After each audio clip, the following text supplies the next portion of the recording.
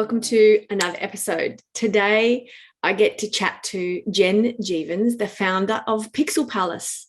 Our history dates back about 15 years, where she built one of my very first e-commerce websites.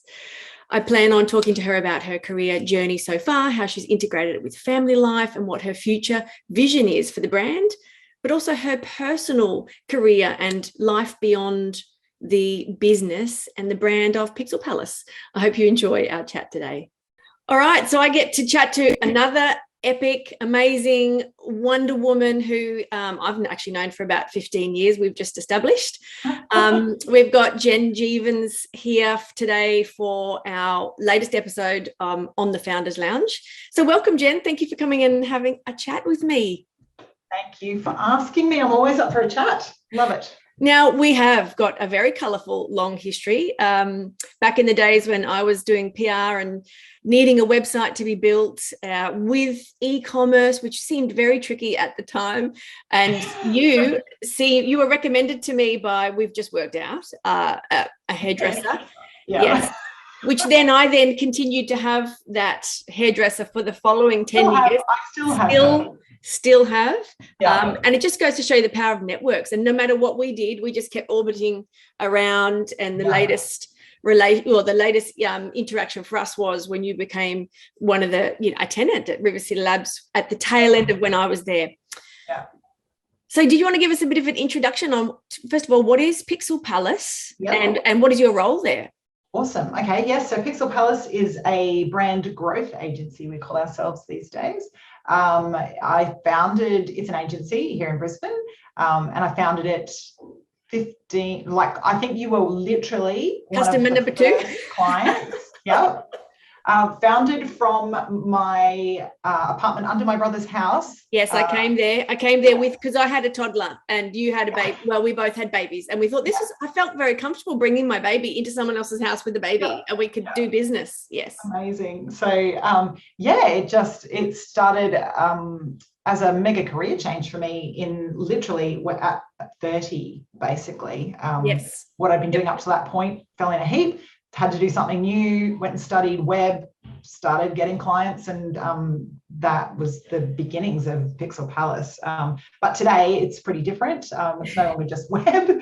I have a much larger team, and we do everything from market research and brand strategy right through to implementation of all digital and marketing for B2B service-based businesses in growth. So on the flip side, we also still do websites, but we do big stuff for organizations. So basically big technical or highly creative WordPress sites are kind of the jam. So yeah. So let's go back to where you thought, I'm going to go and learn web development. So you were, had just had or having your first child. Yeah. And then you said you needed to create something or change something. What were you doing before then? So to backtrack, my entire life from as early as I can remember, all I wanted to do was sing and perform and be on stage and write music and create. Yes. I basically wanted to be Madonna or Whitney Houston. And so went right through school performing, doing talent quests and musicals and all sorts of stuff. And I was really good at school and got really high OP.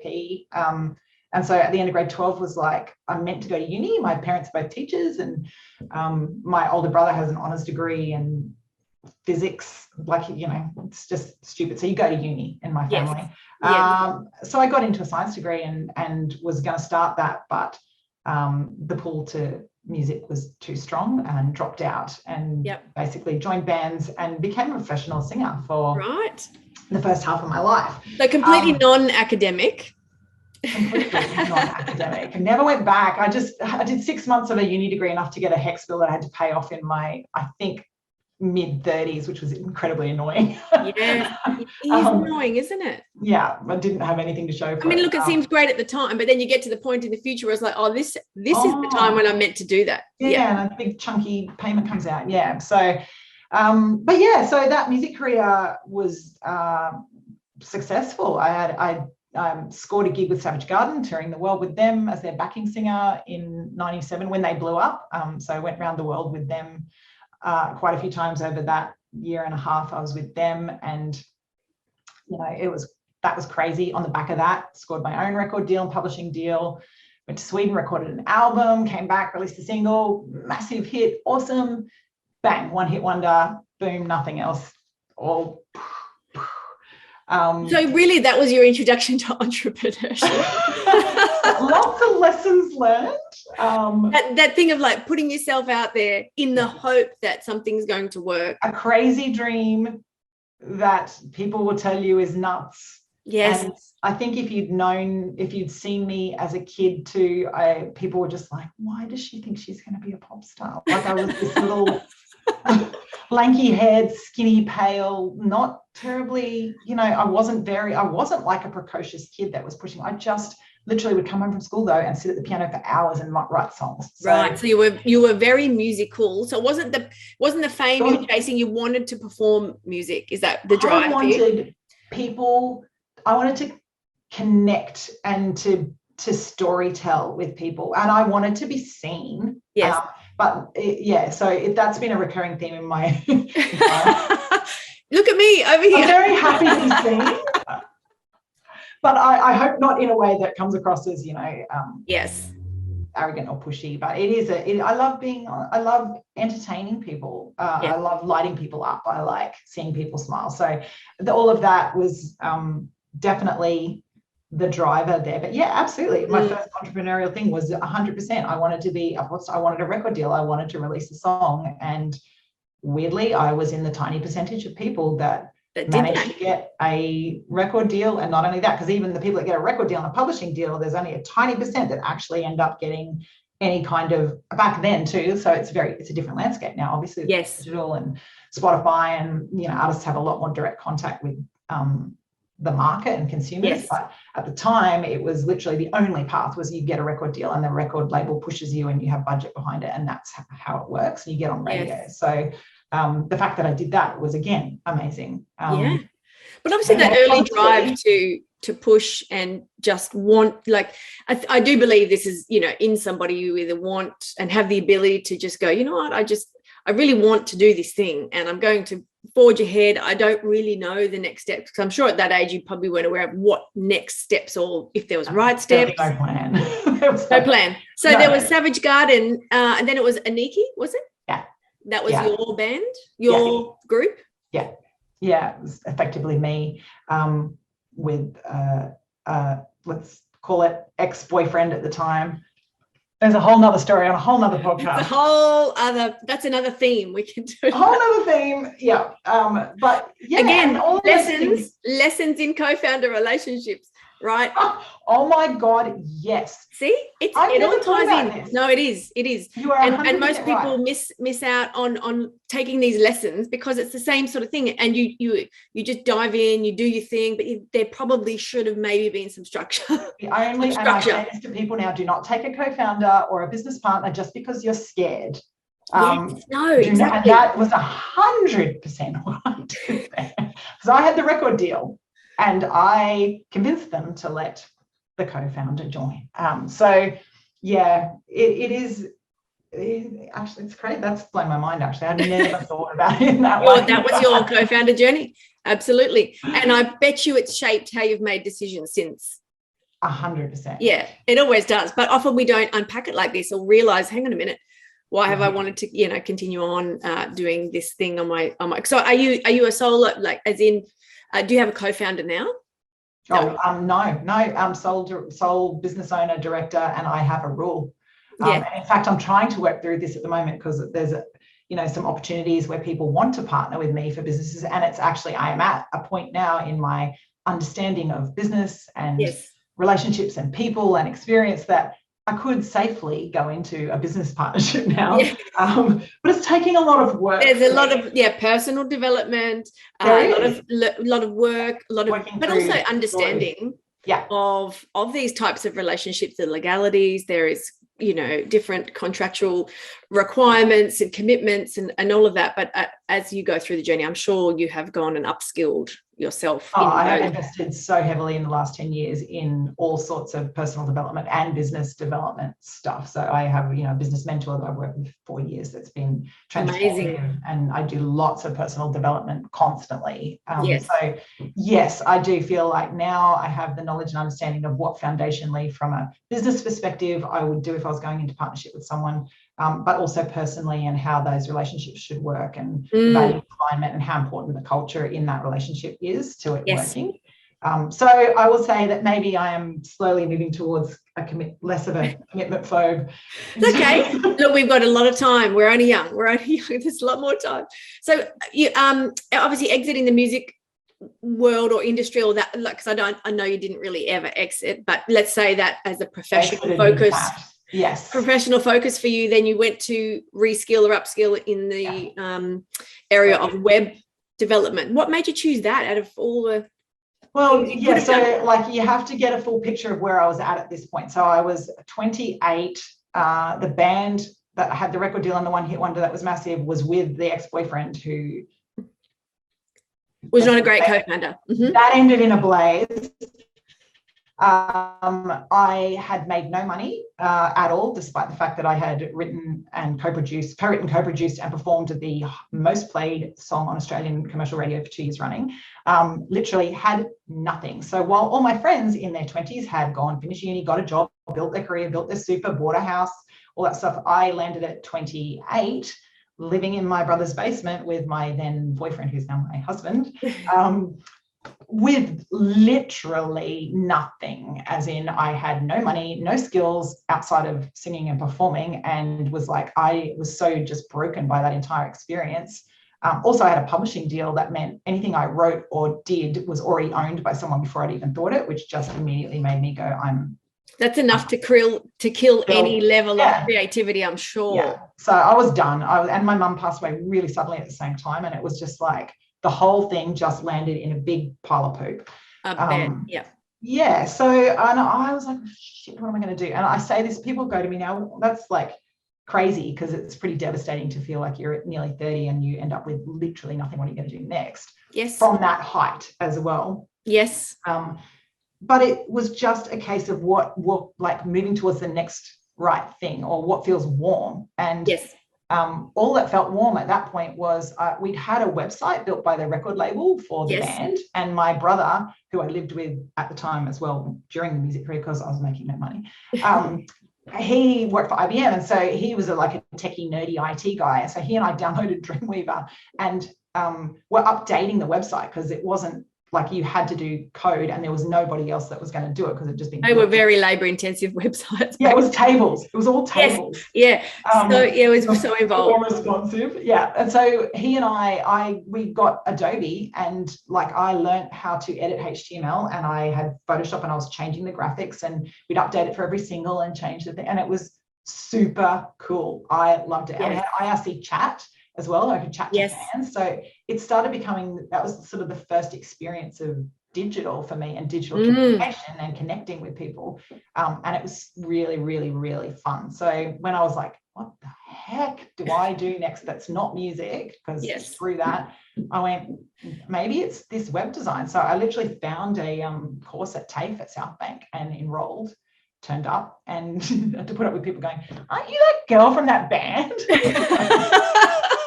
Nothing like a little bit of, just a bit more, sprinkle some more salt in that wound. As much as we want to run away and hide at moments like that, there's going to be somebody every time who just brings you back to remind you. It was so incredibly, painful and humbling, but really valuable lessons in, like, it all just means shit a lot of the time, and what's really important. And so for me at that point, it was great that I had my partner, and we were planning a family, and we went backpacking overseas for 6 months, and just kind of, I don't know, just realigned it, like reformed from the puddle of mush back into something. It's interesting, isn't it? When things like that happen, often we will do a really quick reactive response of, like, for survival. I need money in, I need to do something, make some decisions, and then whatever it be, whether it be another relationship, or I need to just take some time out to do some things. And for you to still come back and choose web, as the place where you could have both of your creative outlet and Yeah. obviously feed that connection with people. I mean, I was very grateful. My website got built by you, which was so good, because at the time, it was very new to have, like I said, e-commerce store, or people to be able to buy digital products. Because I was launching. I was launching something which I did not know. It was super cutting edge. It was. I just had a traditional PR agency, but I wanted to do this online thing where people could download things and buy them online. And you said we can do that, and I was like, this is magical. Yeah. Fun. Yes, but again, if you think back to that era, there was no place to go and ask. There was no co-working spaces. There was no startup ecosystem, innovation ecosystem, mentors. We were just floating out on our own, trying to work it out. Luckily, we meet each other, and then you met someone else, and that's sort of how it really worked. But obviously my website was probably one of many that then led to the next phase. So obviously you went from web to marketing, branding. The marketing thing is like only in the last couple of years. Like, I was very web focused for the first 12 years of having this business. And actually, weirdly, the music career fed into the Pixel Palace startup thing too, because besides you in Brisbane, I had another friend who was we'd become friendly. Every time I go into B105, she was one of the entertainment reporters at B105 or for Oz Stereo Network. And her and I always just got on like a house on fire. Yep. Our birthdays were like one day apart, and we just connected. Yes. And so we were friends. And then when Aniki fell apart, she had a similar life experience where she was like, screw this, and everything kind of went bad. And she moved to LA she was like, I'm going to pack up, turn up in LA, and I'm going to become an entertainment reporter in LA. I'm going to become the Aussie girl that does. And I was like, you go, girl. So her and I were both like pioneering our things. Yes. And she needed a website. So I built her a very simple, somewhat shitty website that she marched off to LA with, and then proceeded to be a legend and build an actual career over there as an entertainment reporter. So everyone she spoke to, she was like, oh my God, you need a website, you need Jen. So she's sending people from America. Yeah. And like there was like mega, like Anita Patrickson, stylist. She's like a really famous stylist in the she was my client for years because of Sal, and like Miss Megan the shoe expert. So these American celebrity people were like, but how good is that? The power of the network comes back to, obviously you built it early, you have that connection with people, you're a great communicator, but how many of those relationships, I can guarantee you probably now still exist, though, that investment into relationships is everything. I meet so many people that can't make a web business in particular work. And I always say it's because I've always done really well in this space, and not because I was particularly good at the actual work. It was the relationships, and that I can listen, that I'm a communicator and a connector. And so I think it's hard when you're a technician, if you're a technician in this kind of thing. And I guess that's a good lesson for anyone wanting to start something. Being a technician in something is great. Like you need some base skills. I agree. But more important is people skills and network and the ability to listen and connect and empathy and all those pieces. And I always had that as the superpower rather than the actual. Which is interesting. So you were the communicator, the people person that then went and got their technical skills to do whatever. Some other people start with. If you squinted, yes. Like I could do it, but I would say. Get the technical. Well, you did it. That's the thing. And most people go, oh, it wasn't very good. I said, but you still did it. You did it. You just started, you launched, you got clients. Yeah.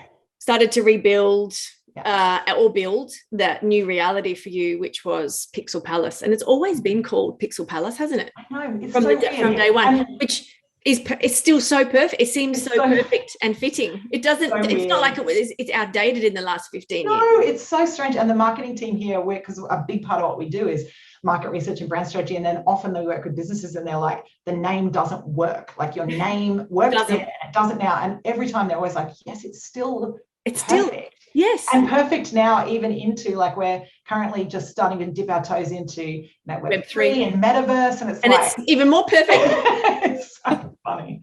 It's so like funny. You had this vision for the future and it's like, I'm going to be there. So I may as well start here. It's so funny. I think though, more than vision, like yes, vision, but it's funny because people say that and it's like, how did you plan? Did you have a plan? Like, did you know you were going to start? And it's like, no, literally I moved towards the next warmth or the next right thing. Yeah. So, but towards where the heat is. Okay, yes, we're moving here. Move away from cold and move to warm. And I think that's another piece, right? Like don't overplan. And don't listen to too many other, like if you sit quietly with yourself a lot of the time, you will know what to do. Yeah. And I think fear can cloud that, and other people's opinions can cloud that, and your own stories that you've stored from past experiences can cloud that. But if you can get past all of those things, I think you always know what to do.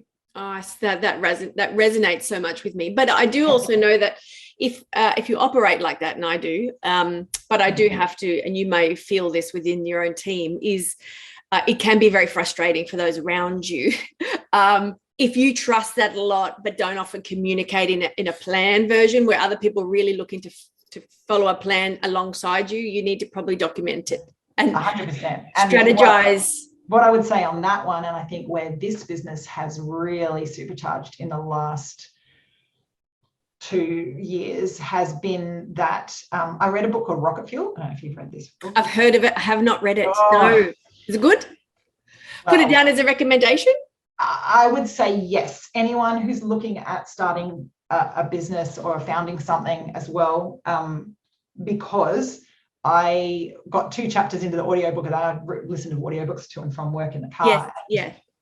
Rocket Fuel is all about the idea that an organization or a business or a brand or a startup needs a visionary. Yes.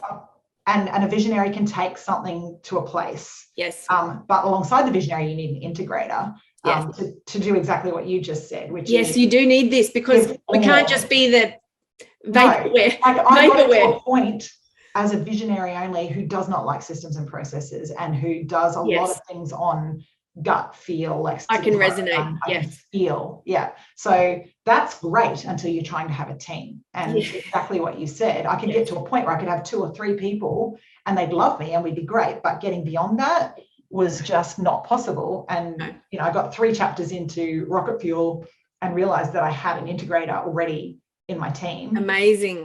And pulled over and rang her and went, oh my God, I need you to download this book now.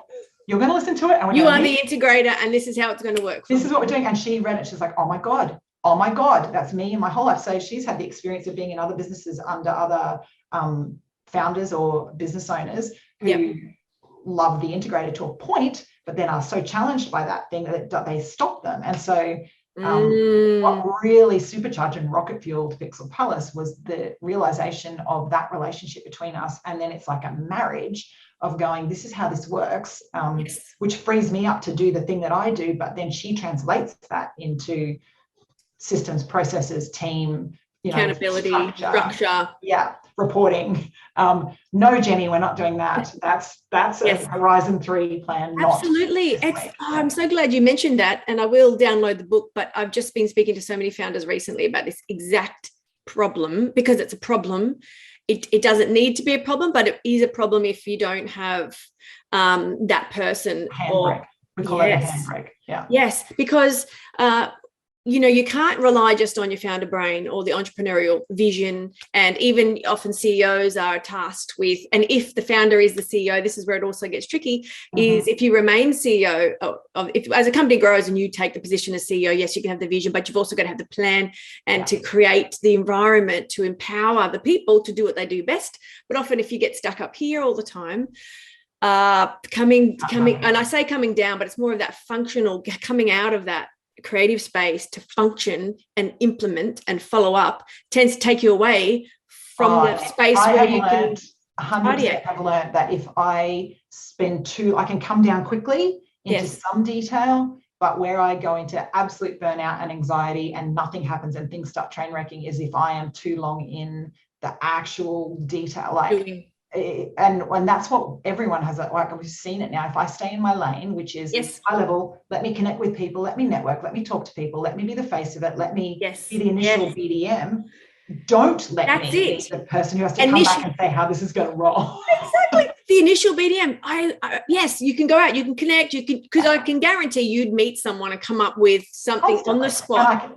And it's which is not a sales strategy. Yeah. And you'd have to then go back now and explain it to someone else who's probably going to send through a very formal proposal of how that would work. That just came to you. I'm still doing the formal proposals, which I'm like, the team knows when Jen's doing an actual. It's like going down 3 gears and like, oh, we're in this gear now, so slow. I headed to Woolies yesterday to get donuts for the team because I was meant to be doing them. And they were like, are you meant to be doing a proposal? I'm like, yes.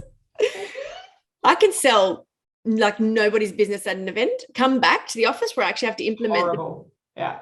And that's it. So, and I think that's the key. And when you're starting though, I don't think you can avoid having to be the person that does all of it. Like that's, like you said, I had to learn how to do dev.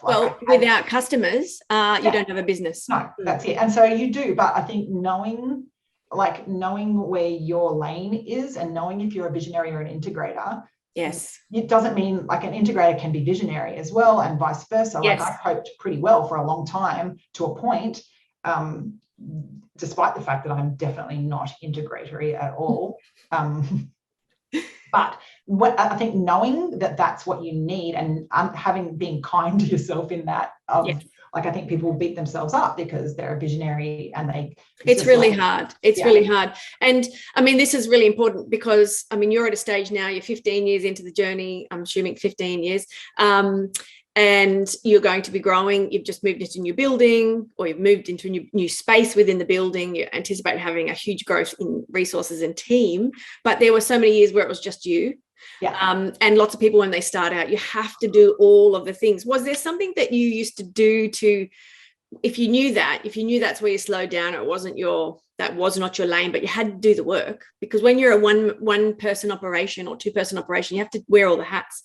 Mm-hmm. What did you used to do to get through the bits that you didn't love? I will actually authentically tell you, I didn't cope. Like I ended up, there was a period in the middle of this, after I Saskia, it would have been, I don't know, maybe 5 years in, and I had a 2-year-old or 18-month-old and a 4-year-old. Mm-hmm. And I really, in hindsight, wish I could have scaled this business, and I should have scaled this business much sooner than I did by outsourcing things that I wasn't good at almost straight off the bat. Yes. I didn't do that because I didn't think I could afford to do that. But what happened was I just crashed and burned and ended up having pretty much close to a nervous breakdown. I ended up medicated with anxiety. So I don't think I have any tip. My tip is, as soon as you can afford to pay someone else to do the things that and even if you think you can't afford it, it's like working out the bits that really pull you down, because there's an invisible cost to staying in a lane where you're not quite on the track and you're pushing. Yes. I don't know. I was also always just super motivated in those early days by, I don't know, my entrepreneurial spirit. Like I just always felt like being a freelancer, which is, I guess, is what I was then, or even well, that's where we start, right? If you start with a couple of customers, it's just you and them, just me and them. It felt like a money tree though, that was just constantly blooming money. Like I always had work and I just had to keep picking. Yes. And so I think that motivated me. Like I just was always motivated by the business side and not money to make money, but it was like literally the growth and that entrepreneur pice motivated me more than like the sense of opportunity. Always. Yes, it's like because I'm a striver and I like growth and I'm like challenge and I'm like, so it just, that kept me going in those early days. But I think honestly, if in hindsight, I did as quickly as possible get the dev stuff off me. That was my first contractor, was a guy I subcontracted actually in America, weirdly, to do all the build, and I just did the design and the client management stuff. And that's how it started expanding, and that was a game changer as well. But I think I should have done that sooner, and I could have scaled much quicker if I'd realized that. And so, I mean, look, it's, and sorry to hear that you went through that, but it's also, it's really common. And I think the most helpful thing we can do is probably share when you notice that things aren't quite right, obviously in conjunction with that, you're parenting 2 young people, and the drain and the just general life energy expenditure that's required for relationships, for family, plus then I was still gigging as well. I was gigging in the corporate band at this point, so I went back to singing, and I was doing 3 nights a week in the cover band. Like, it was insane. I don't know. Yeah. So how did you get through that? Obviously, there were some warning signs or flags, or did someone else tell you, or did you go, hang on a minute? My husband went, if you don't go get help, I'm leaving. Right. Was what wake happened. Up call, big wake up Massive. call. And he was dead set serious. It's the only time he's ever said it. He was like, I can't live like this. Because I was waking up, I'd wake up and open my eyes and vomit. Like, it was, the anxiety was off the chart, but I had no idea I was anxious. I was just like, work is incredibly stressful. That client messaging me at 11 o'clock because their email's not working is real stress. Like, I need to fix things. And so I'd be up sorting out their server. Like, yeah. So the things, hey, look, you're here to tell the story, and this is a good thing. This is a good someone else thing. From that. But like for somebody else who probably might be right there, and sharing that there is life beyond those really tricky moments. And I'm really interested in what you said, because I often still even have those thoughts as, oh, you can't afford somebody else. But then again, can you afford to not have somebody else? Because it might be a very short-term pain, but if you looked at, I'd say, I don't know how long you suffered in that really difficult place, but it could be years, right, of degradation. Then you've got to rebuild as well. Yeah.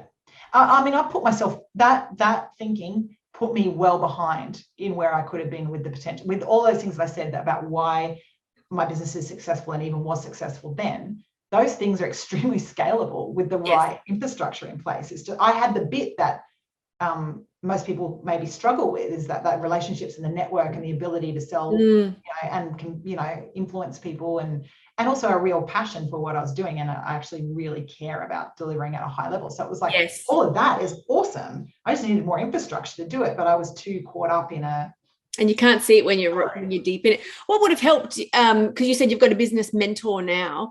That's what.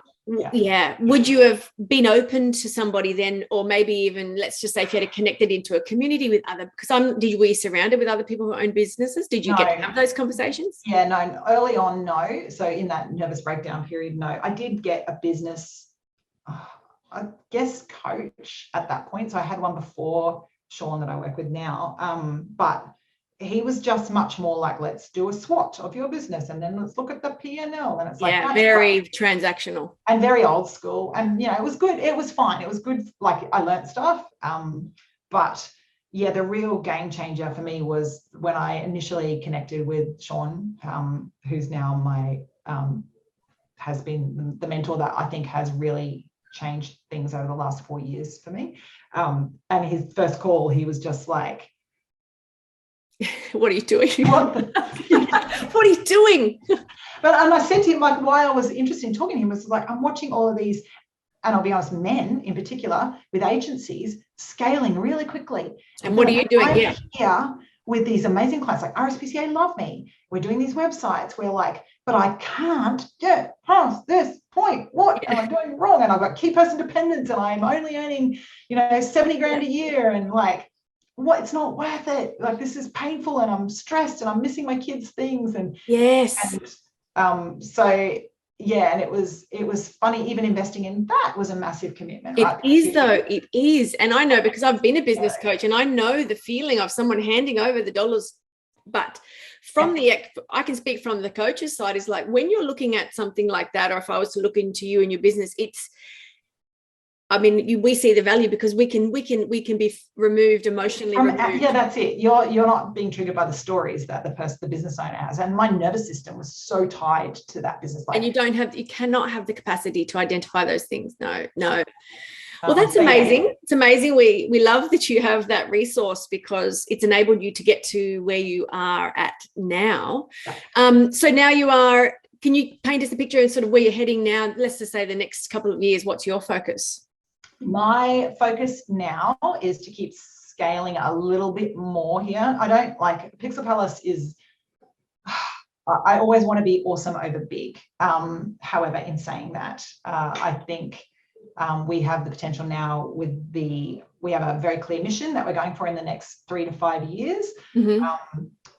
And we could have offices in Sydney, Melbourne, Brisbane, and expand team to those places with the offer that we have, the program that we're running as the retainer. So my goal is to basically have the GM Amber pretty much running things by the next 3 years, and her to step up into my role as, I guess, CEO or managing director, and have management in place so that I can, I will never not be involved with this because I love it. But my goal is definitely to be the investor in the business and to be the person out, chatting and these kind of things and going to events and networking and sharing what you've learned. And it's so important. 100%. Yeah, absolutely. Yeah. And how did, now I know that obviously the entrepreneurial vibe is definitely present in your entire family. So I know your husband's in business as well. Now, is that because of you, or did he catch the bug, or what happened there? That's actually a really good story for people in this space as well. So because I've also followed him from the beginning as well, so I know the trajectory, and now I'm a little bit addicted to his videos. So yes. Yeah, I know, crazy, right? So again, a weird. Not entirely intentional business that started, but again, just moving towards what felt warm. So yeah, Ryden, my husband, was working for, so after my nervous breakdown, let's call it that, he got made redundant from his sales job as well, and he hated it anyway. And I was like, dude, I'm drowning over here. Why don't we try you working with Pixel Palace for a bit? So he actually came on board as a sales guy. He was like one of the best, besides myself. He was very, very good at selling.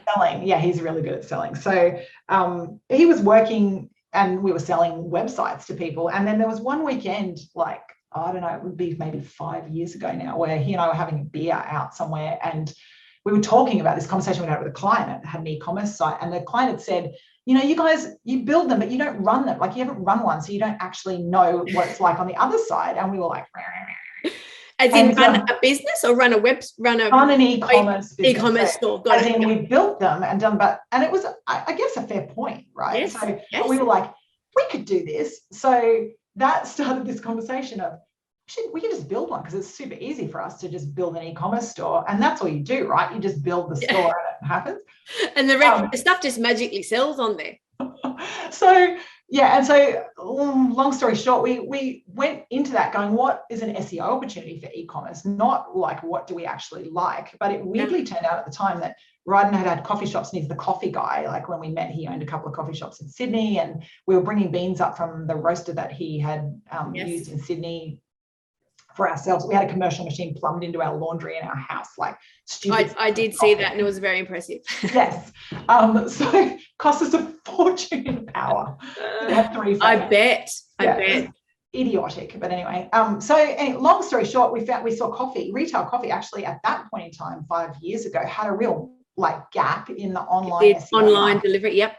Yeah, because there was the big guys like Merlot and Devella, and they had crappy shopping cart and sort of crappy coffee, but mass exposure. And then little artisan roasters were good coffee, but no ability to market themselves. They were invisible. So they had this cool website that was super hipster, but it had no SEO. So we were like, oh my God. So we literally named the business based on keyword, coffee beans delivered was people were Googling that. So we grabbed the thing, built the website, was up and running 2 weeks later, and it just worked, which was somewhat of a surprise. Yeah. So fast forward now to 5 years later, he's got a team of 10. We have an espresso bar that sort of fronts the distribution place out in Arana Hills in Brisbane. The business does $1 million worth of revenue between the espresso bar and the online store. And he does that full time now. So I hope you went back to that client who says, you don't really know how to remember who it was. Say, well, look, we gave it a shot and it's kind of working out. So I think now we've got experience. If you want to do the high level glossy version, it's worked out. But there has been, my God. Not easy. Not easy. It is not easy. And to be honest, moving into this next bit, we're actually Ryden's definitely focused on the thought leadership and the coffee training and the business. Yes, because then he's gone into educational space now with online digital learning education and awareness around sustainability, the coffee industry in Australia and artisan coffee, and where it's because there's big stuff going down everywhere at the moment, but especially coffee in Australia. So I don't think we'll continue with the espresso bar because it's just too hard to get staff, and the cost of retail, bricks and mortar business, super hard. Yeah. So there's this big shake-up happening, but yeah, that's all in the family. I know. I love that story because I've been part of it. I've bought the beans. I've watched the video for my machine. I've known him. I've known you. Yeah. And I was like, I've always wondered, did he always want to? And it just happened that way. But how do you, I mean, obviously at home, you've got two businesses, the type of conversations that you're having. How do your kids feel about business and entrepreneurship? Are they interested? Are they not interested? How's this shaping their thinking? It's a really interesting one because, and a part of me worries that you have to be so careful with kids about, because what they hear and absorb versus what you actually meant or feel are often very different things. So our youngest 11-year-old is a cracker and will definitely be, she's a constant entrepreneur. Like she's always doing things, always trying to find a way to set up a beauty salon in the bathroom and make you pay, or she goes into the cafe and like wants to work there and does a bit of a side hustle. Yeah. The other one, the 14-year-old, no. And to be honest, interestingly, she's had quite a bit of anxiety, and some of the things that she said are things around, I just see you guys and you're so stressed out. It's interesting, isn't it? Yeah. And if anything, you got little mirrors facing your way. It's like, wow. Yeah. So like the subconscious stuff is playing out. Yeah. But and what we have sat down and said to her is funny because like we wouldn't have it any other way. Like death for me is literally, I'm not a good employee. I don't work well. That's why you're not one. Just letting you know. I just can't do it. I don't do well. So that would be way more stressful and upsetting and soul destroying to me than the stress of, oh my God, I've got a difficult client, or oh my God, coffee's about to double in price, or oh my God, we need baristas. There's stress and then there's stress, and there can be really different reasons why it's happening. And I think it's important to understand why that is. I agree. Yeah. So, and I think though what it made us realize is just to be careful around the conversations that we're having with them, because they don't have that context that I choose. I feel like my time on this planet, in this body and life, my spirit has come down and chosen challenge, an entrepreneurial challenge, and that if there's not something challenging happening, I kick up something. You're bored. Yeah. But an 11-year-old and a 14-year-old don't really understand that. So there's that piece. It'll be really interesting to see what our girls do. I have no idea what they will end up. And I guess part of my journey with my professional life as an adult has led me to the point where I'm like, you don't need to know what you're going to do. Like, I'm not concerned.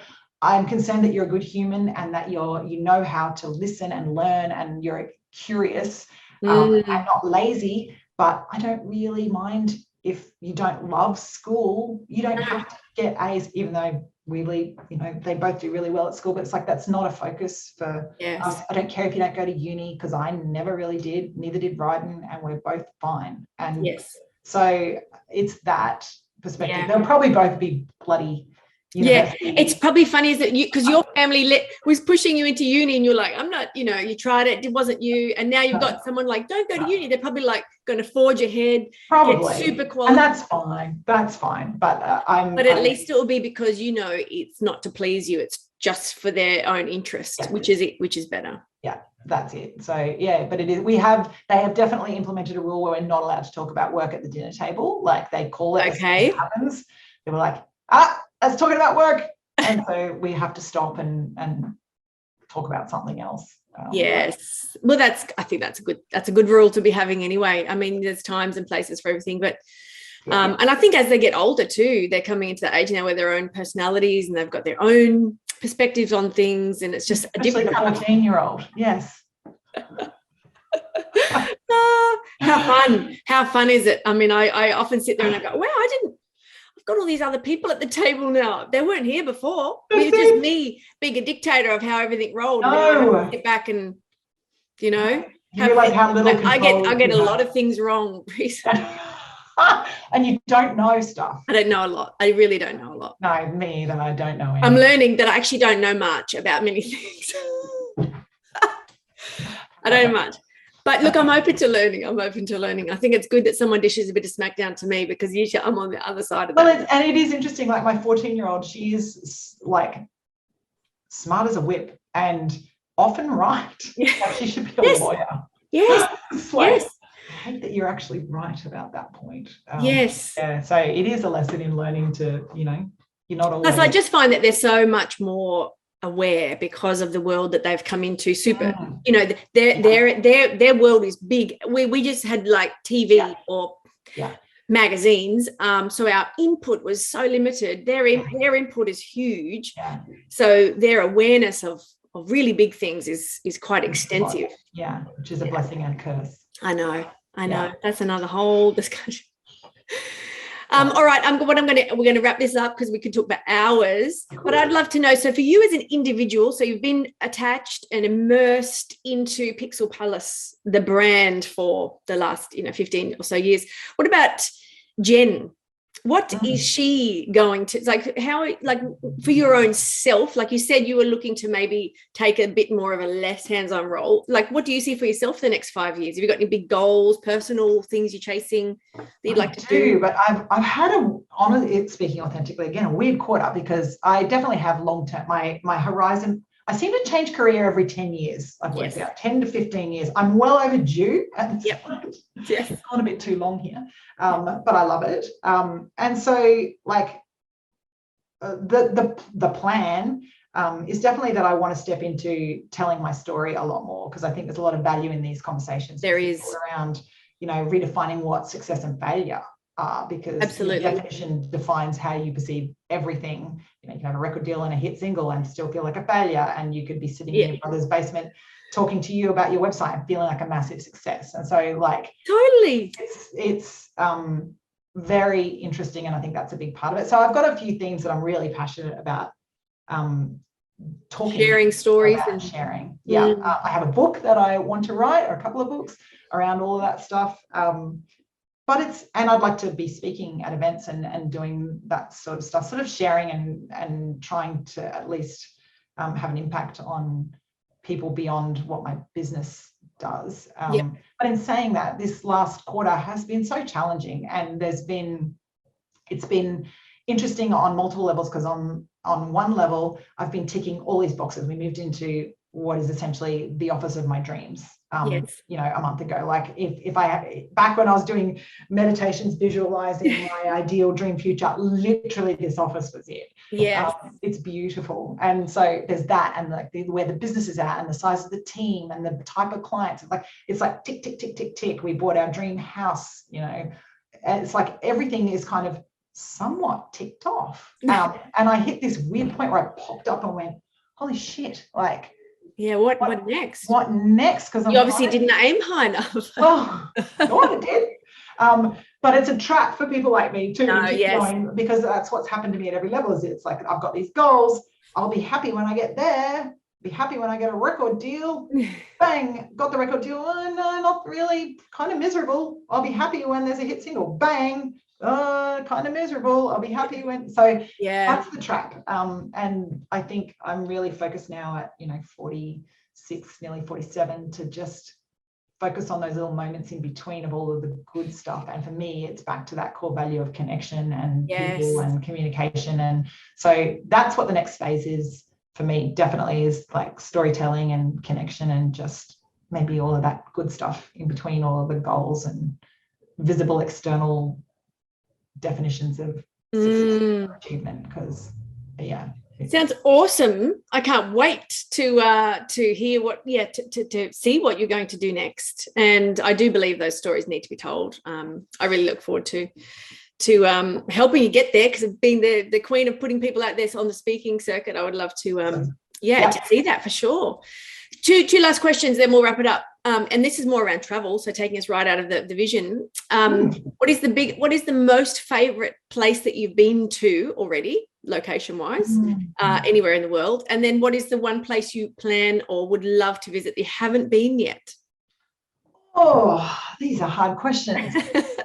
Okay, my most favorite place.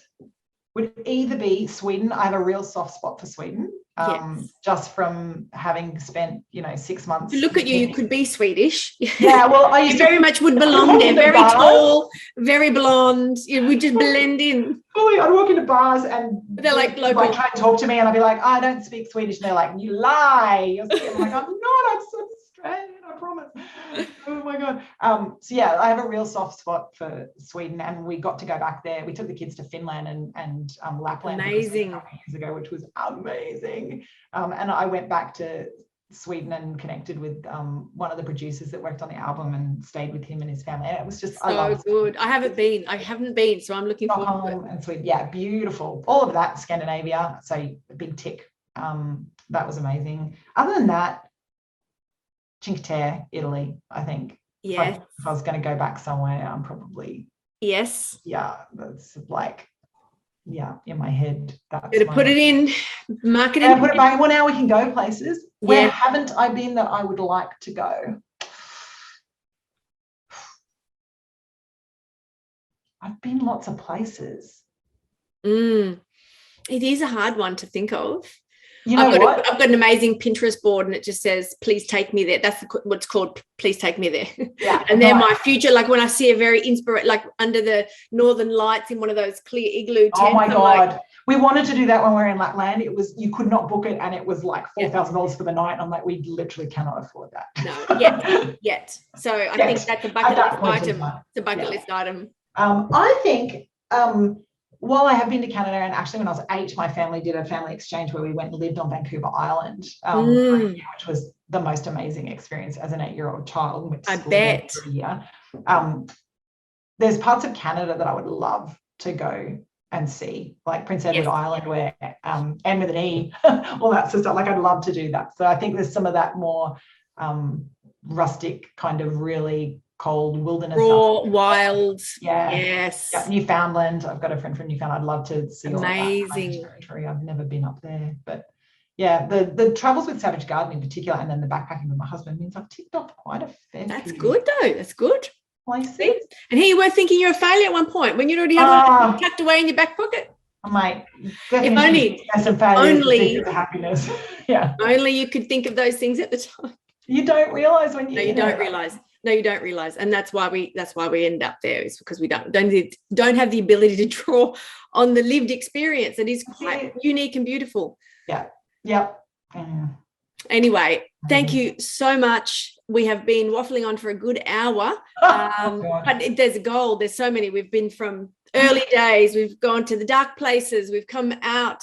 We've got visionary futures. We've talked about travel and every single thing in between, including coffee beans. Oh my God, we really covered some ground. Amazing. Thank you. Thank you so much. Now, if people want to connect with you, where is the best place to, where are you hanging out online? Do you have a preference for social channels? I'm mostly on LinkedIn, I would say. So if you they look up your name on LinkedIn, that's where the best place to connect. Instagram, but LinkedIn I'd say is my main kind of if you want to. And of course, Pixel Palace would probably have one of the most amazing websites that there. Well, we'd have an amazing website. If it doesn't, well, you need to speak to the developer. New ones in the works at the moment. Awesome. Thank you. No kitchen kind of deal. No, thanks so much. Enjoy the rest of your, happy Friday, and enjoy the weekend. I will, you too. All right. Thanks, Jen. See ya. Well, there you have it. Another very long conversation, but we have so much to talk about. Every time I do one of these, I would love to go for 2 hours.